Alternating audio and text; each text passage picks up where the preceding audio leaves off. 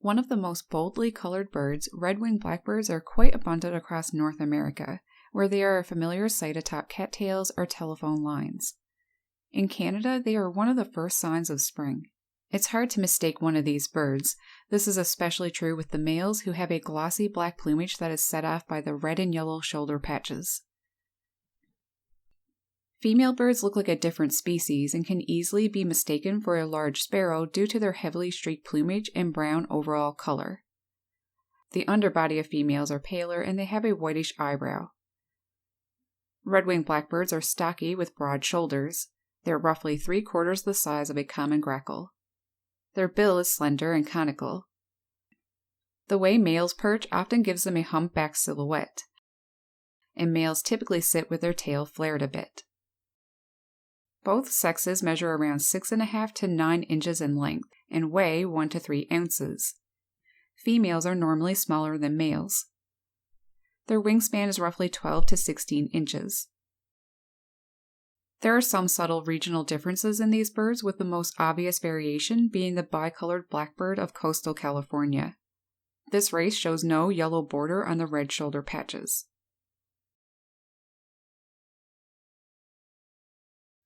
During the breeding season, these familiar birds like to hang out in a variety of wetlands, including marshes and swamps, particularly a common sight in cattail marshes.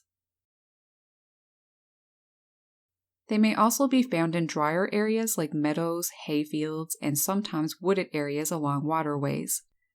Wherever there is standing water and vegetation, you are likely to see or hear this bird. You may even see one on telephone wires as you drive through the country.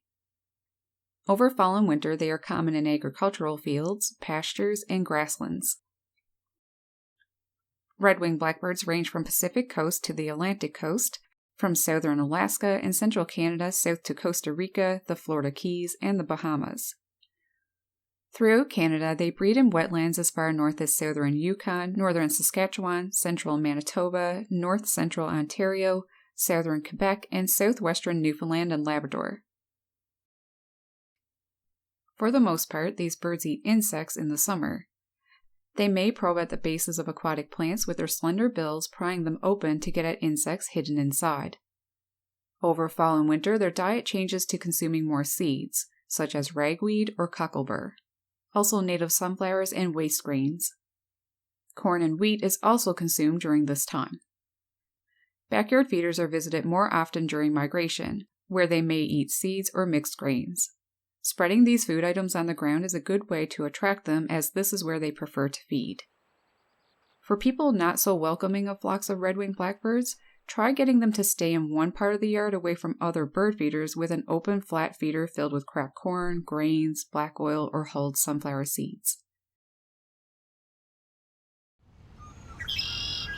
For many, the early tumbling song is a pleasant sign of the return of spring. Listen for the male's conch-la-lee song, a classic sound of wetlands across the continent.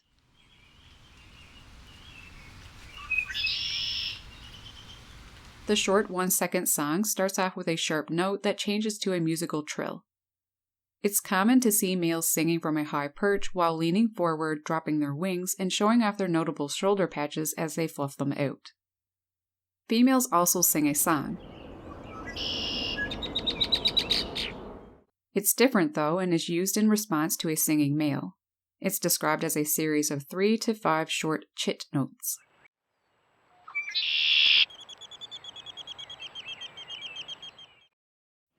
Red-winged blackbird typical call is a distinctive check, and is pretty easy to recognize.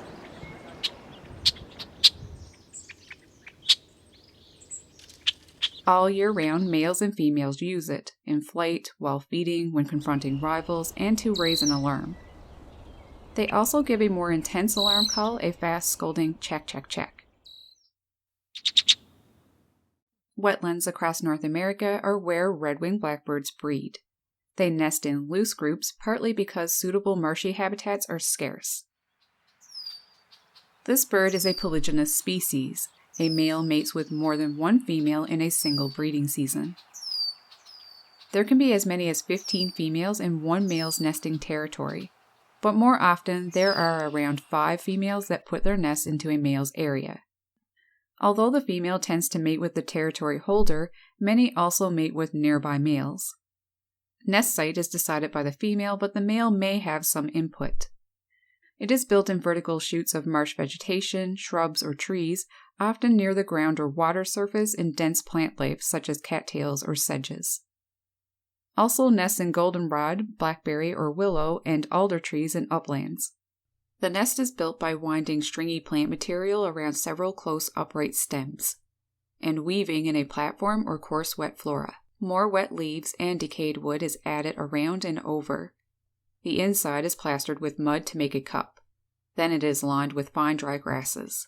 A finished nest is 4 to 7 inches across and 3 to 7 inches deep.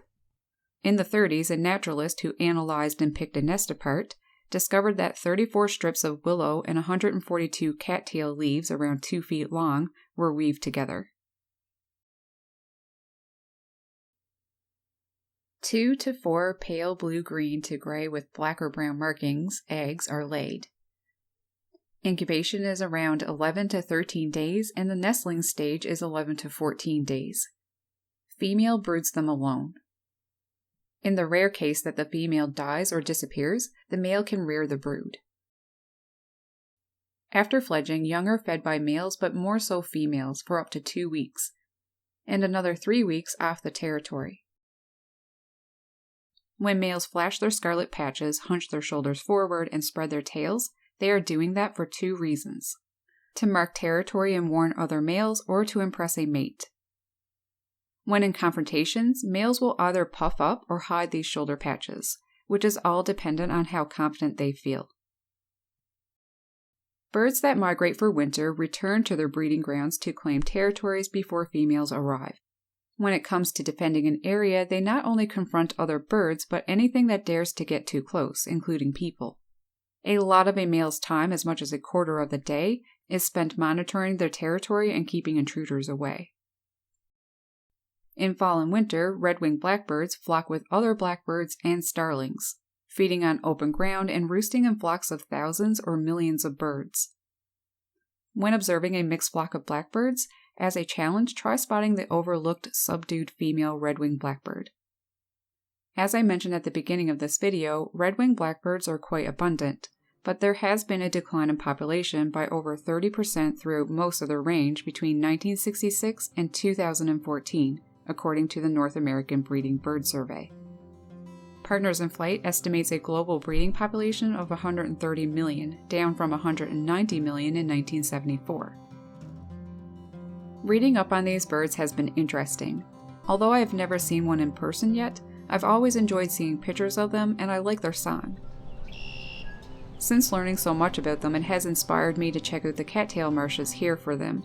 I hope I have a successful encounter with one. Wish me luck. So what are your thoughts on these birds? And of all the things I went over, what did you enjoy learning about the most? Comment below and let me know. I hope you enjoyed this video. And a big thank you to all who sent in videos and pictures. Thanks a bunch for watching. Take care. Happy birding.